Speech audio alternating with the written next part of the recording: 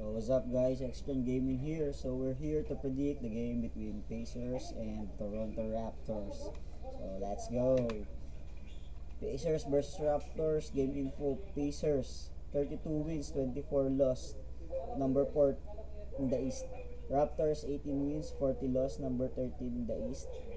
When Wednesday, February 26, 2025, 7 p.m. Eastern Time, which is 8 a.m. February 27, 2025 in Manila. Venue Gainbridge Fieldhouse in Indianapolis, Indiana. So let's go to the spread. So Pacers -10, Raptors +10. Over and under 237.5. So Pacers, Halliburton questionable, PJ McConnell questionable, Isaiah Jackson out for the season.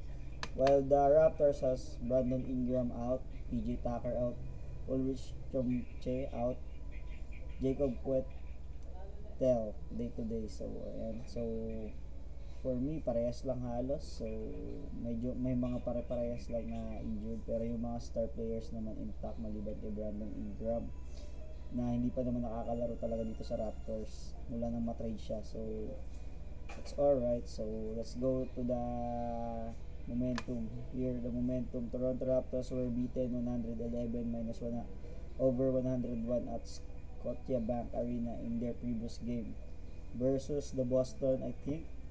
So this was a 10.5 underdog, so they got the ATS there. So the Raptors have claimed back-to-back victories over the Pacers. So the Raptors have 3 wins and 7 losses in the past 10 games, while the Indiana Pacers were beaten 125-116 at Gainbridge Fieldhouse in their last game by the Denver Nuggets. So ayan, natalo sila ng Denver. So the Pacers have won 6 and lost 4 of their last 10 contests. So for me,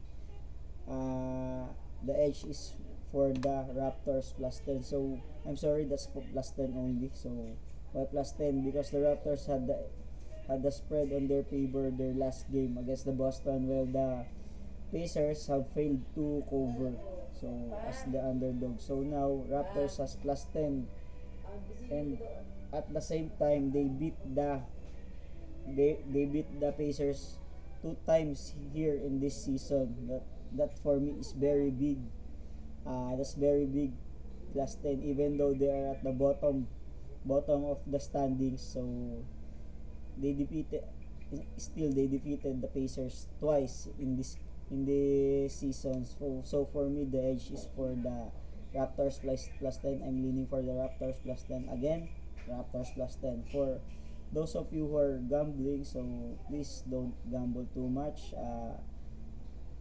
Priority your family first before you gamble. Only gamble your extra money or the money that you can afford to lose. That's all guys. For you, kung nag-i-enjoy kayo dito sa video, for those who are enjoying this video, please like and subscribe to my channel so that you will be updated every time that I post some videos. Okay guys, thank you guys.